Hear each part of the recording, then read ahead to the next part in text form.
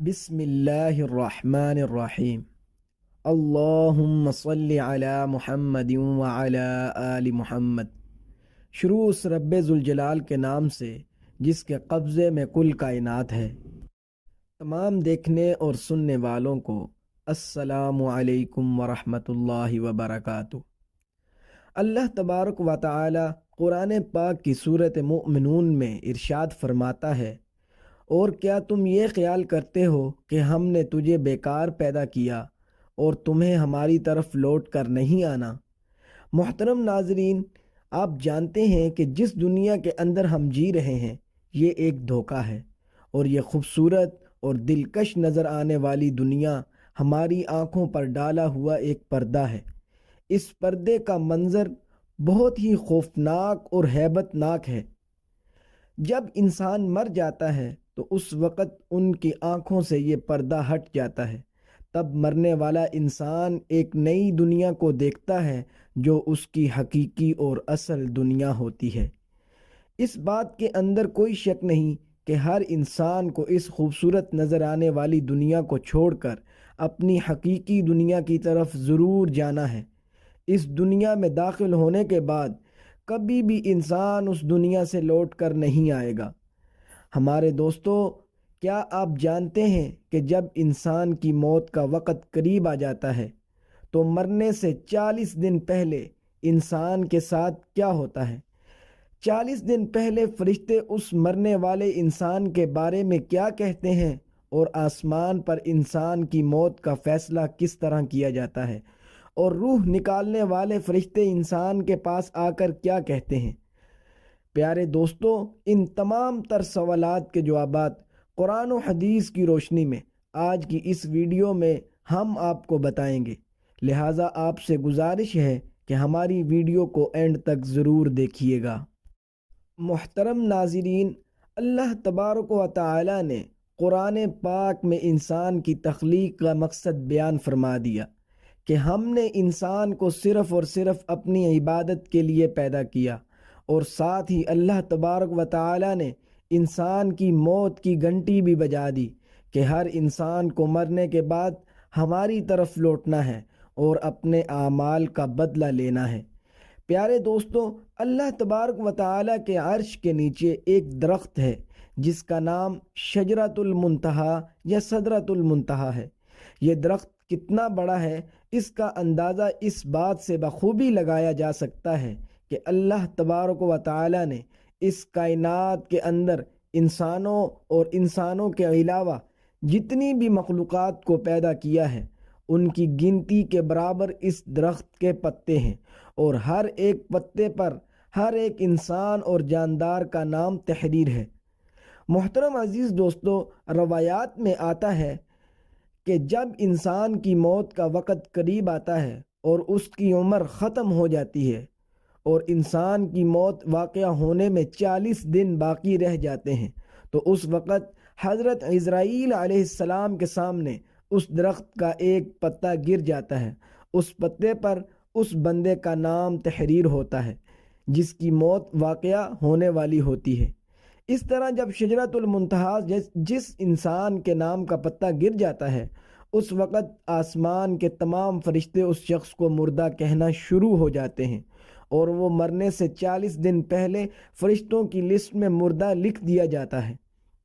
پیارے دوستو، اس طرح وہ انسان جس کے نام کا پتہ گر چکا ہوتا ہے وہ دنیا میں 40 دن تک زندہ رہتا ہے، اور جب اس کی زندگی کے 40 دن پورے ہو جاتے ہیں تو ملک الموت علیہ السلام اس کے پاس آتے ہیں اور اس شخص کے سامنے آ کر بیٹھ جاتے ہیں۔ اس وقت بندہ اپنی بیماری کی تکلیف میں ہوتا ہے۔ جب وہ ملک الموت علیہ السلام کو دیکھتا ہے تو ان کو دیکھ کر گھبرا جاتا ہے اور ان سے پوچھنے لگتا ہے کہ تم کون ہو؟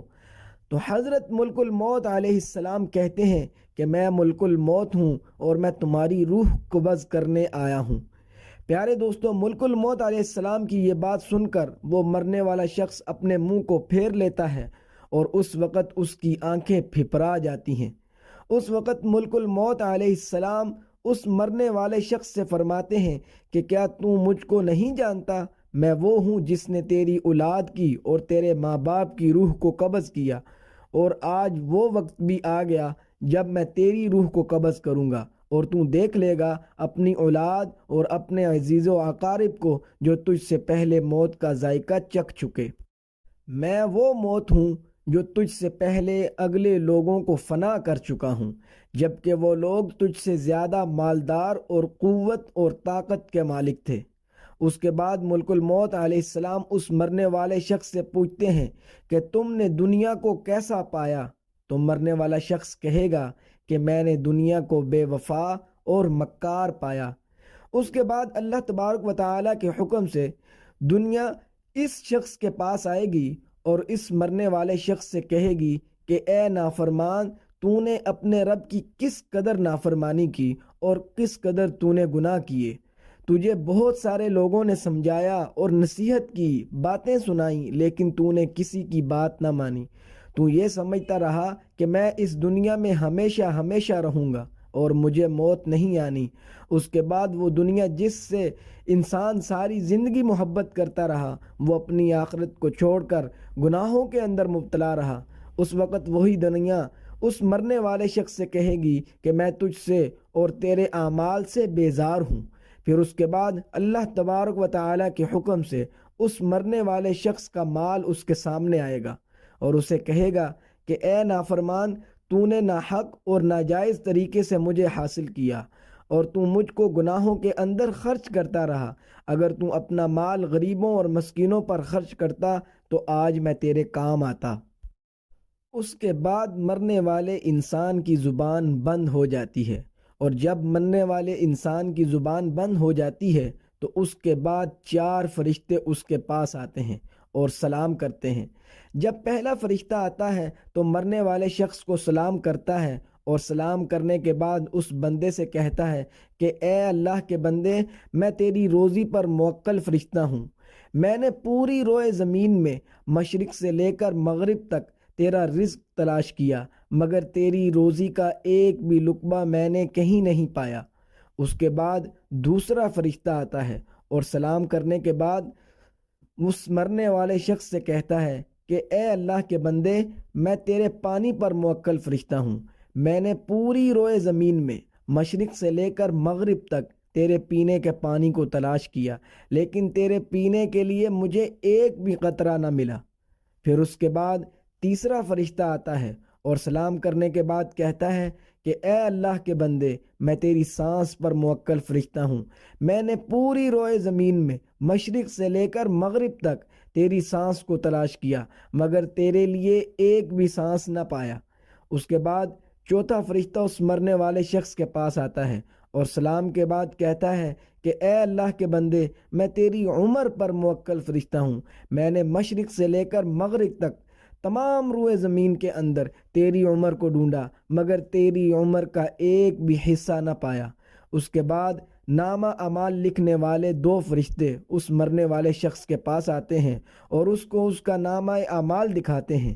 جب مرنے والا شخص اپنے نامہ اعمال کو دیکھتا ہے تو اس وقت میت کی آنکھوں سے آنسو جاری ہو جاتے ہیں، اور وہ مرنے والا شخص اپنے دائیں بائیں دیکھنا شروع ہو جاتا ہے اور اپنا اعمال پڑھنے سے ڈرتا ہے۔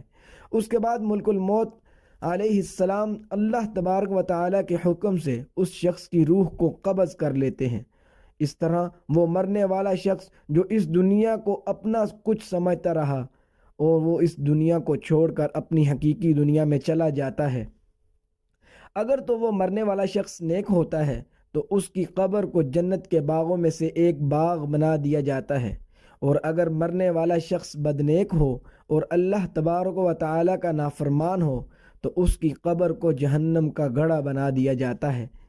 اللہ تبارک و تعالیٰ سے دعا ہے کہ اللہ تبارک و تعالیٰ ہمیں نیک اعمال کرنے کی توفیق عطا فرمائے، اور حضور پاک صلی اللہ علیہ وسلم کے طریقوں پر زندگی گزارنے کی توفیق عطا فرمائے، اور ان کی محبت کے اندر جینا اور مرنا نصیب فرمائے۔ آمین یا رب العالمین۔ اگر ویڈیو اچھی لگے تو ویڈیو کو لائک کر دیں اور میرے چینل کو سبسکرائب کر دیں تاکہ آنے والی ہر ویڈیو آپ تک پہنچ سکے۔